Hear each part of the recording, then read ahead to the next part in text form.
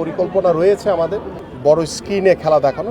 তথ্যমন্ত্রী আমাকে ডেকেছেন যে আমরা তো অফকোর্স খেলা দেখাতে চাই।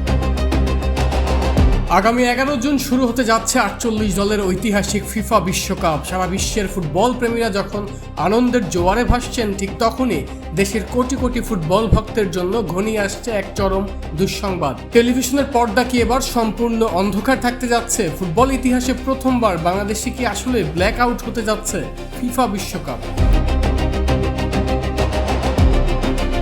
হ্যাঁ, নেপথ্যে চলছে কোটি কোটি টাকার এক জটিল সমীকরণ। এবার বাংলাদেশের জন্য বিশ্বকাপের রাইটস কিনেছে সিঙ্গাপুরের প্রতিষ্ঠান স্প্রিংবক, আর তাদের কাছ থেকে সত্ত্ব কিনতে গিয়ে চোখ চরক গাছ দেশি চ্যানেলগুলোর। স্প্রিংবক সম্প্রচার সত্ত্ব বাবদ ট্যাক্স ভ্যাট সহ বাংলাদেশে দাবি করছে প্রায় 200 কোটি টাকা।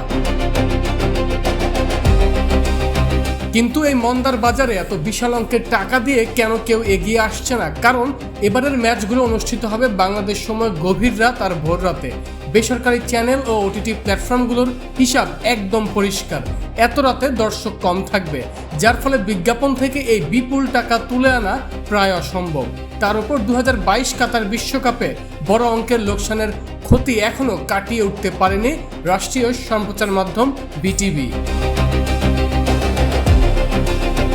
তবে কোটি ভক্তের আশার আলো এখনো একেবারে নিভে যায়নি। ধোঁয়াশা কাটাতে মাঠে নেমেছেন স্বয়ং বাফুফের সভাপতি তাবিদ আউয়াল। তথ্যমন্ত্রী আমাকে ডেকেছেন যে আমরা তো অফকোর্স খেলা দেখাতে চাই, ফ্যানদেরকে তো এখানে বঞ্চিত করতে পারবো না, কিন্তু যেই প্রাইসে রাইটসটা বিক্রি হচ্ছে সেই প্রাইসটা বাংলাদেশের জন্য just like any other country অত্যন্ত high and does not make any sense. একই সুরে আশার বাণী শুনিয়েছেন যুব ও ক্রীড়া প্রতিমন্ত্রী আমিনুল হক। শুধু তাই নয়, ঘরে বসে খেলা দেখার পাশাপাশি দর্শকদের বিশ্বকাপ আমেজ দিতে প্রতি জেলায় বড় পর্দায় খেলা দেখানোর এক দারুণ মহাপরিকল্পনাও করছে ক্রীড়া মন্ত্রণালয়। পরিকল্পনা রয়েছে আমাদের বড় স্ক্রিনে খেলা দেখানোর, বাট এখানে একটি বড় সমস্যা হয়ে গেছে যে টাইমিংয়ের জন্য আমরা এখনো বিষয়টি নিয়ে চিন্তা করছি, এখনো ফাইনালাইজ করিনি।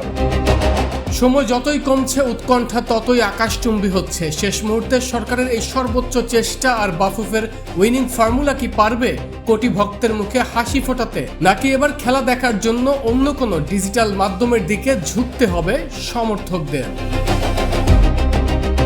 আরমান হাসান, কালবেলা।